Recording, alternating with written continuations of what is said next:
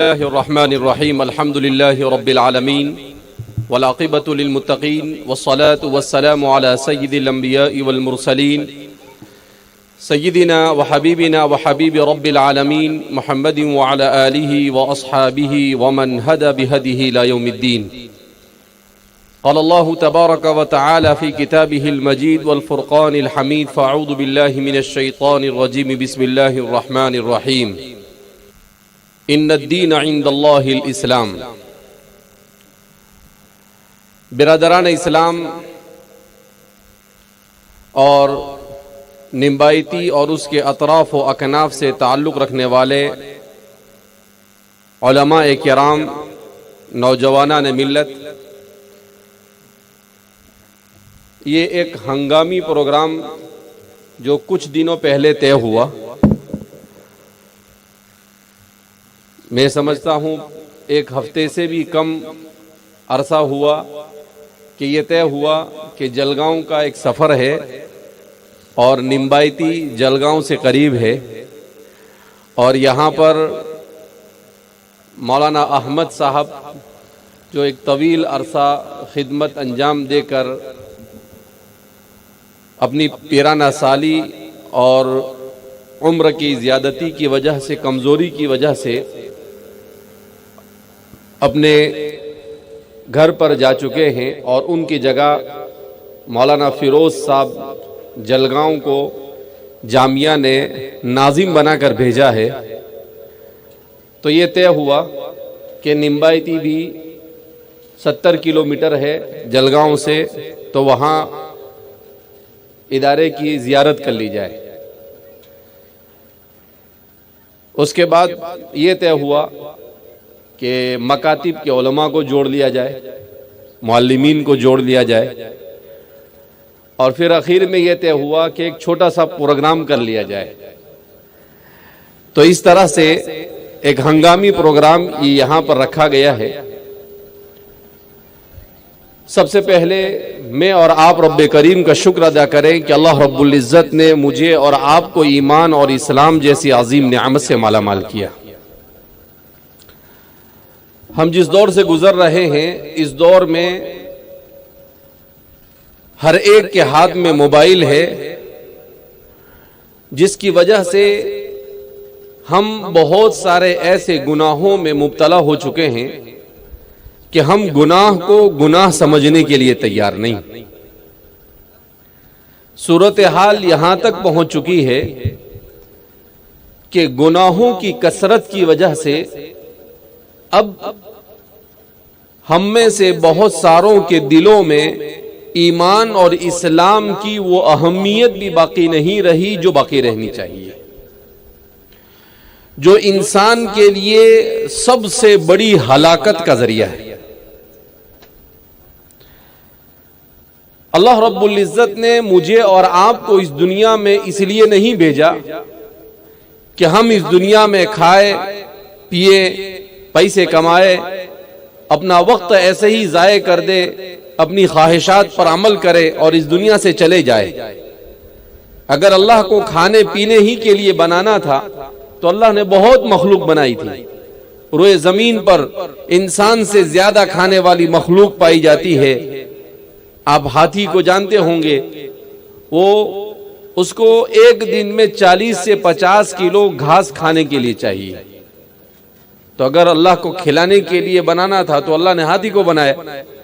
آپ شیر کو جانتے ہوں گے، ایک ٹائم میں اس کو کھانے کے لیے 29 کلو گوشت چاہیے. تو ایسی بہت ساری مخلوق اللہ کی. مچھلی، بڑی بڑی مچھلیاں سمندر کے اندر ہوتی ہے، جو زمین پر جتنے انسان بستے ہیں، یہ سارے انسان مل کر جتنا کھاتے ہیں، ایک ایک مچھلی اتنا کھانا کھاتی ہے ایک ایک وقت میں. تو اللہ رب العزت نے ہمیں ایک عظیم مقصد کے لیے بھیجا، اور وہ عظیم مقصد کیا ہے؟ اللہ رب العزت یہ چاہتا ہے کہ ہم اللہ کو راضی کرنے والی زندگی گزار کر اس دنیا سے جائیں، اللہ کی عبدیت کے ساتھ، ایمان کے ساتھ، اسلام کے ساتھ اور رسول اللہ صلی اللہ علیہ وسلم کی سنتوں پر عمل کر کر اس دنیا سے جائیں۔ یہ ہے میرے اور آپ کے اس دنیا میں آنے کا مقصد، اور یہ مقصد انسان کو سمجھ میں آتا ہے اس وقت جب وہ حضرات انبیاء کرام علیہم السلام پر نازل ہونے والی وحی کا علم حاصل کرتا ہے، جس کو ہماری زبان میں دین کا علم اور اسلام کی تعلیمات سے یاد کیا جاتا ہے۔ جب تک کہ انسان کے پاس دین کا علم اور اسلام کا علم نہیں، وہاں تک کہ انسان چاہے کتنا ہی ذہین ہو، انسان چاہے کتنا ہی طاقتور ہو، انسان چاہے کتنے ہی بڑے منصب کا مالک ہو، وہ کبھی بھی صحیح زندگی نہیں گزار سکتا ہے۔ یہ بات ہمارے ذہن و دماغ میں بیٹھنی چاہیے۔ اسی لیے میں نے قرآن کریم کی آیت کریمہ پڑھی، ان الدین عند اللہ الاسلام، کہ اللہ کے نزدیک جو دین مقبول ہے وہ صرف اسلام ہے۔ اگر آپ کی زندگی میں اسلام ہوگا اور اسلام کے ساتھ آپ نے زندگی گزاری ہوگی، اور موت تو ہر ایک کو آنی ہے، دنیا میں کوئی ایسا نہیں ہے جو موت سے چھٹکارا حاصل کر سکے۔ آج تک کہ دنیا میں کوئی ایک مخلوق آپ ایسی بتا دیجئے جس کو موت سے چھٹکارا حاصل ہوا ہو، جو موت سے بچ سکی ہو۔ قرآن کریم میں اللہ کے رسول صلی اللہ علیہ وسلم سے کہا گیا، انک میت و انہم میتون، کہ اے محمد عربی صلی اللہ علیہ وسلم، آپ کو بھی موت آئے گی، اور روئے زمین پر جتنے انسان آئیں گے سب کو موت آئے گی۔ تو ہمارے مفسرین نے لکھا ہے، اس کا مطلب یہ ہے کہ حضرات صحابہ کرام رضوان اللہ تعالیٰ عنہ مجمعین میں سے بعض صحابہ کے ذہن میں یہ بات بیٹھی ہوئی تھی کہ رسول اللہ صلی اللہ علیہ وسلم تو سب سے افضل انسان، آپ سے زیادہ بہتر اللہ کی مخلوق میں کوئی پیدا ہی نہیں ہوا ہے، اتنا عظیم انسان کہ اللہ کے رسول کو بھی موت آ سکتی ہے۔ تو صحابہ کے ذہن و دماغ میں، بعض صحابہ کے ذہن و دماغ میں یہ بات تھی کہ حضور کو موت نہیں آنے والی ہے۔ قرآن کریم نے اس کو، ان کے ذہن کو صاف کیا، کہا انک میتن وانہم میتون۔ اے محمد عربی صلی اللہ علیہ وسلم، ہم نے دنیا میں اصول بنایا ہے، کل نفس ذائقۃ الموت، ہر نفس کو موت کا مزہ چکھنا ہے، لہذا اس سے کوئی مستثنا نہیں۔ کوئی بھی قیامت تک کے کوئی بھی ہمیشہ رہنے کے لیے زمین پر نہیں آیا۔ کل من علیہا فان ویبقا وجہ ربک ذو الجلال والاکرام۔ اللہ فرماتے ہیں روئے زمین پر اور آسمان کے نیچے جو کچھ ہے سب فنا ہونے والا ہے۔ ویبقا وجہ ربک ذو الجلال والاکرام، اگر باقی رہنے والی ذات ہے تو وہ صرف اللہ کی ذات ہے جو ہمیشہ سے ہے اور ہمیشہ رہے گی۔ لہذا اس بنا پر ہمیں اس دنیا کے اندر میں آئے ہیں، اللہ نے مختصر سی زندگی دی ہمیں۔ اللہ رب العزت نے 60 70 80 بہت آدمی 100 سال زندہ رہتا ہے، اس سے زیادہ اور کیا جیے گا انسان۔ مگر اس مختصر سی زندگی میں انسان کو اپنی ہمیشہ کی زندگی کی تیاری کرنا ہے، مرنے کے بعد کی زندگی۔ قرآن کریم اسی لیے اس کو کہتا ہے، قرآن کیا کہتا ہے، وَمَا هَذِهِ الْحَيَاةُ الدُّنْيَا إِلَّا لَهْوٌ وَلَعِبٌ، کہ یہ دنیا کی زندگی تو کھیل اور تماشا ہے۔ وَإِنَّ الدَّارَ الْآخِرَةَ لَهِيَ الْحَيَوَانُ لَوْ كَانُوا يَعْلَمُونَ، اور ہمیشہ کی جو زندگی ہے وہ آخرت کی زندگی ہے، وہاں پر انسان ہمیشہ رہے گا۔ اگر تم سمجھ سکو اس بات کو، اگر تمہارے ذہن و دماغ میں یہ بات اتر سکے، تو قرآن کہتا ہے کہ اس ہمیشہ کی زندگی کے لیے اس مختصر سی زندگی میں تیاری کرنی ہے، اور اسی تیاری کے لیے انسان کے لیے ضروری ہے کہ وہ دین کو سیکھے۔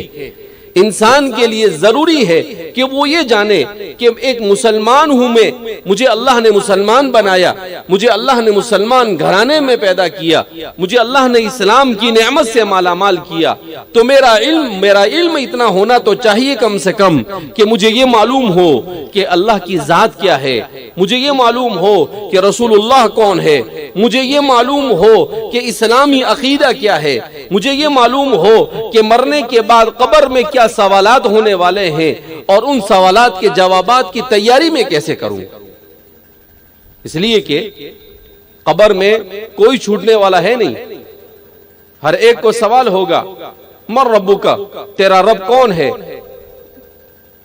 من نبیک، تمہارا نبی کون ہے؟ ما دینک، تمہارا دین کیا ہے؟ تین ہی سوال ہوں گے. اب آپ سمجھتے ہیں کہ وہ تو آسانی سے دے دیں گے، کیا فرق پڑتا ہے؟ کہا نہیں، آسانی سے نہیں دے سکیں گے. اگر آپ نے پوری زندگی دین پر عمل کیا ہوگا تو وہ آپ کی زبان پر آئے گا. اگر آپ نے زندگی میں عمل نہیں کیا ہوگا تو آپ کی 1000 کوشش کے باوجود بھی آپ کی زبان پر وہ چیز نہیں آئے گی. منکر نکیر جب یہ سوال کریں گے تو آدمی سمجھ، اللہ رب العزت نے تو پرچہ بھی آؤٹ کر دیا کہ یہ سوال ہوں گے، مگر دنیا کے امتحانوں کی طرح نہیں. وہاں پر دنیا کے امتحان میں تو پرچہ آؤٹ ہو جاوے تو جرم، لیکن اللہ رب العزت نے کہا کہ ہمارے یہاں پر جیسے قیامت کے سلسلے میں اللہ کے رسول صلی اللہ علیہ وسلم نے ارشاد فرمایا کہ اللہ کہیں گے کہ بھئی جو لوگ ہمارے لیے نماز پڑھتے تھے اور ہمارے لیے عبادت کرتے تھے وہ سب سجدے میں چلے جائیں. تو اب کروڑوں اربوں انسان ہوں گے. ابھی روئے زمین پر 800 کروڑ انسان ہے. آدم علیہ السلام سے لے کر اب تک کے کتنے 1000 کروڑ انسان گزرے ہوں گے، اور ابھی پتہ نہیں قیامت تک کے کتنے انسان آئیں گے. روزانہ دنیا میں 2 لاکھ انسانوں کا اضافہ ہوتا ہے روزانہ، ایک سروے کہتا ہے. تو اب اندازہ لگائے کہ اتنے، اب اللہ جب حکم دے گا، انسان قبر کی زندگی میں عذاب جھیل کر آیا ہوگا، انسان میدان حشر میں اس نے کیا کیا نہیں دیکھا ہوگا، جنت اس کے سامنے ہوگی، جہنم اس کے سامنے ہوگی، تو کون نہیں چاہے گا کہ سجدے میں چلا جائے؟ تو سب لوگ کوشش کریں گے سجدے میں چلے جائیں. مگر حدیث پاک میں اللہ کے رسول صلی اللہ علیہ وسلم ارشاد فرماتے ہیں جنہوں نے دنیا میں نماز کی پابندی کی ہوگی وہ سجدے میں جا سکیں گے، اور جنہوں نے نماز نہیں پڑھی ہوگی یا پڑھی ہوگی مگر اللہ کے لیے نہیں پڑھی ہوگی، ان کی یہ کمر یہ تخت کی طرح سے ایسی مضبوط ہو جائے گی کہ وہ جھک بھی نہیں سکیں گے. تو وہاں پر اللہ کے یہاں پر جو نظام ہے وہ کون سا نظام ہے؟ آٹومیٹک نظام ہے. وہاں پر آپ اپنی مرضی سے زبردستی کا کچھ کرنا چاہے تو نہیں کر سکیں گے. آپ کی جسم نے حقیقت میں دل سے جو چیزیں دنیا میں کی ہوگی آپ وہی چیز وہاں پر کر پائیں گے، اس کے علاوہ کوئی چیز نہیں کر پائیں گے. لہذا اس بنا پر ضرورت اس بات کی ہے کہ ہم اس حقیقت کو سمجھیں، اور ہم جب تک کہ اس حقیقت کو نہیں سمجھیں گے وہاں تک کہ ہماری زندگی کے اندر میں انقلاب نہیں آ سکتا ہے. ہماری زندگی میں انقلاب آنا، ہماری زندگی میں ہمارے بچوں میں دین کا آنا، یہ ساری چیزیں اس وقت ہوگی جب ہمارے گھروں میں دین ہوگا. اور دین کب آئے گا؟ جب ہم مدرسوں سے متعلق ہوں گے، ہم مکتب کو اپنے مضبوط کریں گے، جب ہم دعوت و تبلیغ سے جڑیں گے، جب ہم بزرگوں سے علماء سے اپنا رشتہ اور اپنا تعلق مضبوط کریں گے تو دین آئے گا. دین ایسے ہی تھوڑی آتا ہے. جیسے دنیا کو سیکھنے کے لیے اسکول میں جانا پڑتا ہے تو دین کو سیکھنے کے لیے مسجد اور مدرسے اور مکتب میں آنا پڑتا ہے، دعوت و تبلیغ میں نکلنا پڑتا ہے، تب جا کر یہ دین ملتا ہے، ورنہ یہ دین اتنی آسانی کے ساتھ نہیں ملتا ہے. اور جو دین کی قدر نہیں کرتا ہے اللہ رب العزت دین کو اس کے پاس باقی بھی نہیں رکھتا ہے. اسی لیے حدیث پاک میں رسول اللہ صلی اللہ علیہ وسلم نے ارشاد فرمایا، حضور نے فرمایا تموتون کما تحیون وتحشرون کما تموتون، کہ تمہیں موت آئے گی ایسے ہی جیسے تم نے زندگی گزاری ہوگی، اور تم کل قیامت کے دن اٹھائے جاؤ گے ایسے ہی جیسے تمہیں موت آئی ہوگی. ایک بہت بڑے سرجن تھے ڈاکٹر نور محمد نور، تو دیندار تھے. طرح طرح کے بڑی بڑی بیماری اور آخری سٹیج پر جو لوگ ہوتے تھے، ایمرجنسی وارڈ میں تھے، وہ ان کے پاس آتے تھے تو بہت سارے لوگوں کی موت ان کے سامنے واقع ہوئی. کچھ سالوں تک وہ اس کام کو انجام دیتے رہے. ایک دن ان کے ذہن میں آیا کہ بہت سارے لوگوں کی موت میرے سامنے آئی ہے تو ذرا کچھ لوگوں کے واقعات میں لکھ لوں. تو انہوں نے کتاب لکھی، کیا آپ موت کے لیے تیار ہے؟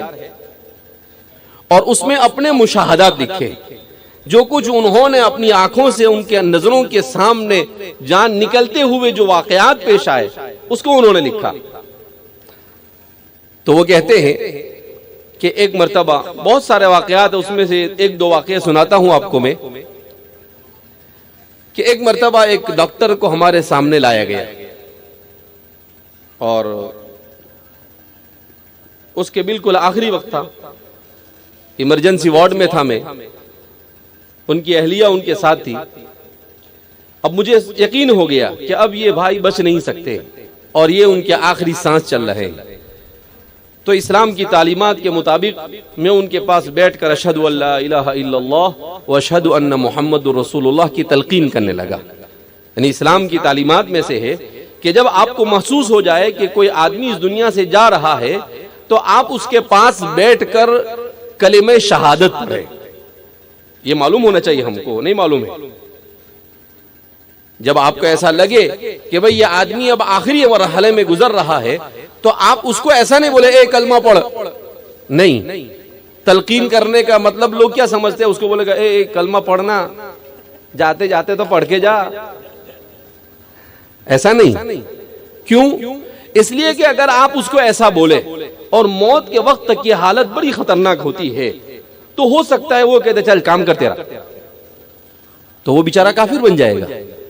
اس لیے کہا اس کو ایسا بولنا نہیں ہے کہ اے کلمہ پڑھ، بلکہ اس کے ارد گرد بیٹھ کر آپ کو اپنی زبان سے بلند آواز سے پڑھنا ہے اشہد ان لا الہ الا اللہ و اشہد ان محمدًا عبدہ و رسولہ، لا الہ الا اللہ محمد رسول اللہ. آپ زور سے پڑھے، ہو سکتا ہے اس کی زبان پر آ جائے اور وہ کلمہ پڑھ لے.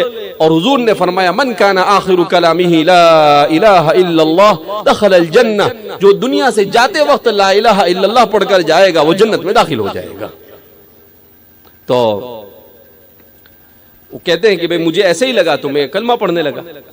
اب میں بار بار اشہد ان لا الہ پڑھ رہا ہوں اور وہ ڈاکٹر کیا بولتا ہے ریڈرز ڈائجسٹ لاؤ. یہ ڈاکٹر لوگوں کی کتاب ہوتی ہے ریڈرز ڈائجسٹ. اس میں کیا ہوتا ہے جو نئی نئی دوائیں آتی ہے ان دواؤں کے بارے میں معلومات ہوتی ہے کہ بھئی فلاں کمپنی نے فلاں بیماری کی فلاں دوا نئی لانچ کی ہے اور اس میں یہ اس کا ٹریٹمنٹ ہے. تو بہرحال وہ آخری جملہ اس کی زبان سے یہی نکلا ریڈرز ڈائجسٹ لاؤ، اور وہ مر گئے. اب ان کی اہلیہ ساتھ میں تھی تو ڈاکٹر نور محمد نور کہتے ہیں کہ میں نے ان سے کہا کہ بھائی آپ کے میاں تو ریڈرز ڈائجسٹ مانگتے مانگتے چلے گئے، کلمہ پڑھے بھی نہیں. تو وہ روتے ہوئے کہنے لگی وہ بوڑھی عورت، کہا اس نے زندگی میں کبھی قرآن پکڑا نہیں، کبھی دین کو سیکھا نہیں. یہ پوری زندگی جب سے مجھ سے شادی ہوئی میں نے اس کو دیکھا کہ یہ ریڈرز ڈائجسٹ کے علاوہ کچھ پڑھتا ہی نہیں.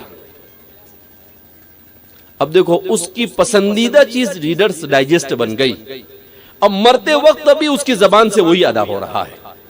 تو فرماتے ہیں جو چیز انسان کی زندگی میں سب سے زیادہ محبوب ہوگی موت کے وقت وہی چیز اس کی زبان پر آئے گی. اب یہ قیامت کے دن اٹھے گا تو وہاں بھی ریڈرز ڈائجسٹ مانگے گا، اس لیے کہ حدیث میں ہے وَتُحْشَرُونَ كَمَا تَمُوتُونَ، جیسی موت آئے گی اسی حالت میں قیامت کے دن اٹھائے جاؤ گے. اللہ برے خاتمے سے ہم سب کی حفاظت فرمائے. اور ایک قصہ انہوں نے لکھا، اس کے بعد بہت سارے قصے ہیں.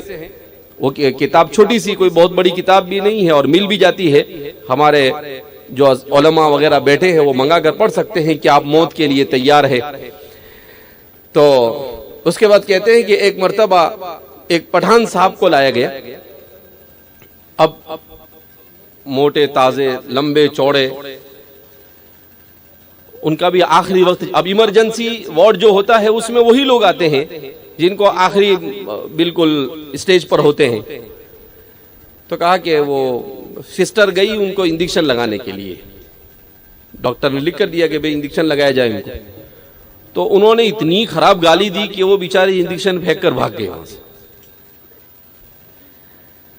تو پھر میں گیا تو وہ ان کی زبان سے گالی جاری ہے. مجھے یقین ہو گیا کہ بھئی یہ اس کا آخری وقت ہے. تو میں نے اپنی عادت کے مطابق اشہد ان لا الہ الا اللہ زور زور سے پڑھنا شروع کر دیا، مگر اس پر کوئی اثر ہوا نہیں. وہ کہتے ہیں مجھے اتنا افسوس ہوا، وہ آدمی اخیر میں اتنی بھدی گالی بول کر اس دنیا سے رخصت ہوا کہ اس کو میں اپنی زبان پر بھی نہیں لا سکتا، اور چلا گیا، مر گیا گالی بکتے بکتے۔ اب وہ قیامت کے دن گالی بکتے بکتے کھڑا ہوگا، اللہ حفاظت فرمائے ایسے بدترین خاتمے سے۔ پھر اس کے بعد وہ کہتے ہیں کہ ان کے بچے وغیرہ آئے تھے تو میں نے ان سے پوچھا کہ بھائی یہ آپ کے والد صاحب تو بڑی خطرناک گالیاں بکتے ہیں، ایک سے ایک نئی سے نئی گالی سننے کو ملی آج تو جاتے جاتے بھی ان کی زبان سے۔ تو وہ کہنے لگے کہ بھائی یہ صبح میں اڑتے بستر میں اڑتے ہی گالیاں چالو کر دیتے تھے اور سونے تک گالیاں ہی بکتے رہتے تھے، تو وہ آخر وقت بھی ان کی زبان سے گالیاں جاری۔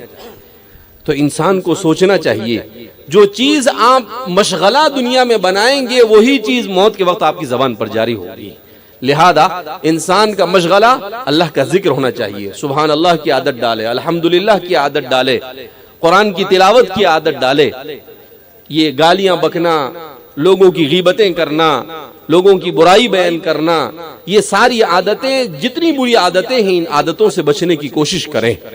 بہرحال تو کہنے کا مطلب یہ ہے کہ اسی مرنے کے بعد کی زندگی کی تیاری، اسی لیے حضرت ابوبکر صدیق رضی اللہ تعالیٰ عنہ فرماتے تھے کہ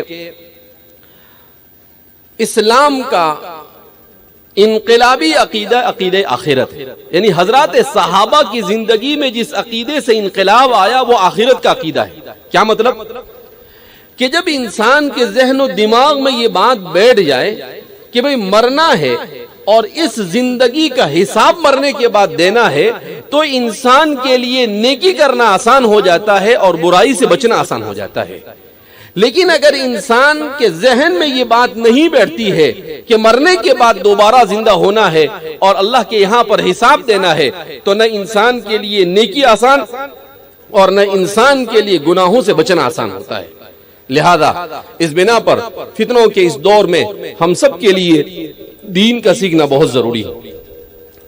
ہمارے علماء نے لکھا ہے کہ فتنوں کے زمانے میں اگر آپ کے پاس دین کا علم ہوگا تو آپ بچ سکیں گے، اور اگر آپ کے پاس دین کا علم نہیں ہوگا تو آپ اپنے ایمان کو نہیں بچا سکتے۔ لہذا اللہ جزائے خیر عطا فرمائے ہمارے ان علماء کو جنہوں نے دیکھا کہ انگریز اس ملک میں آئے اور اس ملک سے ایمان کو ختم کرنے کی سازشیں اور کوششیں کر رہے ہیں، تو انہوں نے ان مدارس کو قائم کیا، انہوں نے مکاتب کو قائم کیا، انہوں نے دعوت و تبلیغ کو قائم کیا، انہوں نے خانقاہی نظام کو قائم کیا۔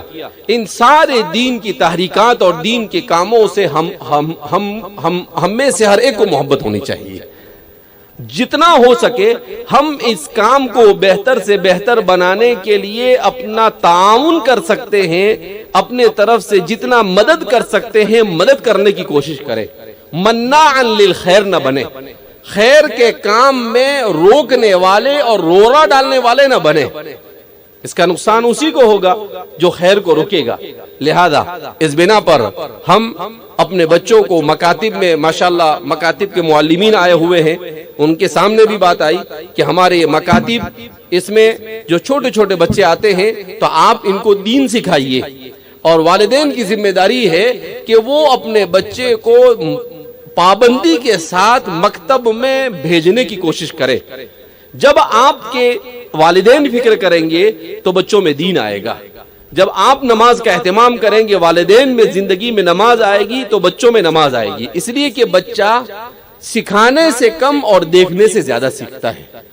وہ جب دیکھے گا کہ صبح میں امی بھی سو رہی ہے، ابا بھی سو رہا ہے، اذان بھی ہو گئی، نماز بھی ہو گئی، کسی کو کچھ پڑی نہیں ہے، تو اس بچے کی زندگی میں نماز کبھی نہیں آ سکتی ہے۔ تو اپنے بچوں کو دیندار اور ایمان اور اسلام پر برقرار رکھنے کے لیے خود اپنے آپ کو بھی نماز پہ لانا پڑے گا، اپنے گھروں کے اندر میں کتاب کی تعلیم کرنی پڑے گی، اپنے بچوں کو مسجد میں لے جانے کا عادی بنانا پڑے گا۔ تو اس لیے یہ فکر بہت ضروری ہے، ورنہ کیا ہے، منہا خلقناکم وفیہا نعیدکم ومنہا نخرجکم تارۃ اخری، اللہ فرماتے ہیں ہم نے تم کو مٹی سے بنایا ہے اور تم کو دوبارہ مٹی میں مل جانا ہے۔ جو انسان دین کے ساتھ جائے گا اس کی اولاد یہ بھی اسے یاد کرے گی اور اس کے لیے صدقہ جاریہ بنے گی، اور جو بغیر دین کے جائے گا تو نہ خدا ہی ملا، نہ وصال صنم، نہ ادھر کے رہے نہ ادھر کے رہے۔ لہذا اس بنا پر دین کی فکر اپنے اندر پیدا کرنا ضروری ہے. اپنے مکتب کی تعلیم کو مضبوط بنانے کی کوشش کرے, اس کی فکر کرے. آپ کا یہ ادارہ ہے ماشاءاللہ, یہ جامعہ کی سب سے پہلی شاخ ہے جو آج سے تقریباً 36 سال پہلے قائم کی گئی, اور یہاں پر بہت سارے بچے یہاں پڑھے, پھر یہاں سے آنے کے بعد جامعہ میں پڑھے, اور اس کے بعد اب بہت سارے علماء آپ کے علاقے کے اندر ہے, بہت سارے ایسے لوگ ہیں جو قرآن کریم کے حافظ ہیں. تو یہ آپ یوں سمجھیے کہ یہ ادارہ اللہ کا احسان ہے آپ کے اوپر. اگر یہ دینی ادارے ہمارے ان علاقوں کے اندر میں نہ ہوتے تو ہمارے زندگیوں میں دین نہیں آتا. یہ انہی مدارس اور مکاتب کی برکت ہے. لہذا ہمیں ان کا احسان مند ہونا چاہیے. ہمیں اپنے ان اداروں کو مضبوط بنانے کی کیا کرنی چاہیے, کوشش کرنی چاہیے. اس کو مضبوط بنانے کے لیے ہمیں ہی چاہیے کہ ہمارے ہر گھر میں سے ایک بچہ کم سے کم دین کا مکمل علم حاصل کرے, اس کی فکر ہونی چاہیے کہ بھئی ہمارے 2 بچے ہیں, 3 بچے, 4 بچے ہیں, تو چلو ایک بچے کو دین سیکھنے کے لیے بھیجو. لڑکیوں کا ادارہ ہے تو لڑکیوں کے ادارے کے اندر میں ان کو دین سیکھنے کے لیے ہر لڑکی ہماری دیندار ہونی چاہیے. جب عورت میں دین آتا ہے تو نسلوں میں دین زندہ رہتا ہے, اس لیے کہ وہ ایک مومنہ ماں بنے گی. اور جب وہ مومنہ ماں بنے گی تو ظاہر سی بات ہے کہ اگر وہ جس گاؤں میں اس کی شادی ہوگی وہاں پڑھانے والا کوئی نہیں ہوگا تو وہ اپنے بچے کو دین خود ہی سکھا دے گی, اس لیے کہ اس نے دین سکھائے. تو اس لیے اپنی بچیوں کو دین سکھانے کی کوشش کرے. الحمدللہ ہمارے جامعہ کی جتنی بھی لڑکیوں کے مدرسے ہیں, تقریباً 30 سے زیادہ مدرسے ہیں, ہر جگہ پر بڑی تعداد میں لڑکیاں ہیں. اور علاقے کی ہماری کوشش یہ ہوتی ہے کہ علاقے کے بچے پڑھنے چاہیے. کسی دوسرے علاقے کے بچے آ کر پڑھنے کا کوئی مطلب نہیں ہوتا ہے, بلکہ یہاں کے ہمارے 126 دیہاتوں کے اندر میں مکاتب چل رہے ہیں. تو ظاہر سی بات ہے ہم نے اپنے علماء کو بھی فکرمند, مکاتب کے معلمین کو بھی فکرمند کیا ہے, اور آپ حضرات بھی یہ فکر لے کر جائے کہ ہر گاؤں سے 5-7 بچے آپ کے اس مدرسے میں پڑھنے کے لیے آنے چاہیے. آئیں گے بھائی؟ کیا بات ہے, انشاءاللہ بھی بولنے کو تیار نہیں آپ لوگ. کھانا جلدی ہضم ہو گیا ایسا لگ رہا ہے. تو اس لیے اپنے بچوں کو یہاں پر بھیجیے. یہاں پر دین کی تعلیم بھی سکھائی جاتی ہے. 7ویں تک کی یہاں پر اسکول ہے, اس کو بھی اور ہم 10ویں تک اور 12ویں تک لے جائیں گے. اور جب اس ادارے کو آپ حضرات کے تعاون سے آپ کے بچے یہاں پر کثرت سے آئیں گے تو ہماری کوشش رہے گی کہ یہاں پر کوئی ITI کھولی جائے, کوئی اصلی تعلیم کا ادارہ بھی شروع کیا جائے, تاکہ آپ کے بچے دین اور دنیا دونوں کی تعلیم حاصل کر جائے. کیوں؟ اس لیے کہ آج کی جس دنیا میں ہم جی رہے ہیں, اس دنیا کے اندر میں دنیا کا ہنر سیکھنا بھی انسان کے لیے کیا ہے, ضروری ہے. اگر اس کے پاس کچھ ہنر ہوگا تو وہ دنیاوی زندگی کو اچھے سے گزار لے گا. اس کے پاس دین ہوگا تو وہ اپنی آخرت کی کامیابی حاصل کر لے گا. قرآن کریم میں اللہ فرماتے ہیں ربنا آتنا فی الدنیا حسنہ وفی الآخرۃ حسنہ, اے اللہ دنیا میں بھی بہتری عطا فرما اور آخرت کی بہتری بھی عطا فرما. تو دنیا اور آخرت کی دونوں کوششوں اور دونوں زندگیوں کو سنوارنے کی کوشش اور فکر کی جا رہی ہے. لہذا اس بنا پر آپ حضرات سے مؤدبانہ گزارش ہے کہ والد صاحب نے آج سے 37 سال پہلے اس ادارے کو 87 میں سن 1987 میں قائم کیا, اور اس کے بعد بہت سارے ادارے ہندوستان بھر میں جامعہ کے تقریباً 120 سے زیادہ ادارے کام کر رہے ہیں, جس میں 50,000 سے زیادہ بچے اور بچیاں دین اور کی تعلیم حاصل کر رہی ہے. سب جگہ پر مدرسوں میں دین کے ساتھ دنیا کی بھی تعلیم دی جا رہی ہے. تو اس لیے آپ حضرات اپنے اس ادارے کو مضبوط بنانے کی کیا کریں, کوشش کریں, اور اس فکر آپ کو یہاں پر جمع کرنے مضبوط بنانا یہ مقصود ہے. اور انشاءاللہ نوجوان عالم دین مولانا فیروز صاحب جلگاؤں یہاں پر جامعہ کے فاضل ہے, ان کی پوری تعلیم جامعہ سے ہوئی ہے, وہ یہاں پر آئے ہیں. تو اللہ کی ذات سے امید ہے کہ وہ بھی محنت کریں گے اور آپ حضرات بھی ان کا ہاتھ بٹائیں گے, ان کے ساتھ تعاون کریں گے, تو آپ کا یہ ادارہ ضرور ترقی کرے گا اور دین اور دنیا کی دونوں تعلیم کے علاقے کا بہتر سے بہتر مرکز بن جائے گا انشاءاللہ. تو اس کے لیے آپ حضرات دعا بھی کریں, اور اس کے لیے آپ حضرات اپنے بچوں کو یہاں پر بھیج کر اپنے ادارے کو مضبوط بنانے کی کوشش کریں. اور دعا فرمائے جن لوگوں نے آپ کے اس ادارے کے بنانے میں تعاون کیا، ان لوگوں کے لیے بھی، والد صاحب کے لیے بھی، کہ اللہ رب العزت ان کو شفا کاملہ عاجلہ مستمرہ دائمہ کلیہ نصیب فرمائے، اور ان کے سائے کو ہم سب پر تادیر قائم فرمائے، اور ہم سب کو دین پر استقامت کے ساتھ چلنے کی توفیق مرحمت فرمائے۔ ہر قسم کے شرور و فتن سے اللہ ہماری حفاظت فرمائے۔ اللہ کہنے سننے سے زیادہ عمل کی توفیق مرحمت فرمائے۔